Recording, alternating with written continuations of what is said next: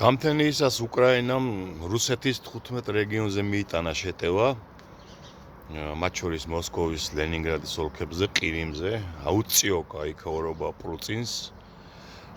ამასთან ერთად ჩაძირა 2 ტანკერი, რომელსაც ეგრეთ წოდებული შავი ნავთობი გადაჰქონდა, ანუ სანქციების გვერდისავლით რუსეთის შავი ფლოტის 2 ხომალდიც აოხრა. და მიასკორა პუტინს შუბლზე რა, აი პუტინს, რომელიც სანდროს შეაპირებდა კიევის აღებას. დღეს ფართო მასშტაბიანი დაბომბვა აქვს თავად რუსეთში. სახლში მიიტანა ომი პუტინმა. და ამ ომიდან ვერ გამოდის, იმიტომ რომ ვერ აუხსნის მოსახლეობას. ამისთვის ჩააკლა იქ მილიონი ჯარისკაცი, რომ ომიდან გამოვიდეს და კიევის ასე ვთქვათ, სრული კაპიტულაცია არ დაიდოს მაგიდაზე, ვერა.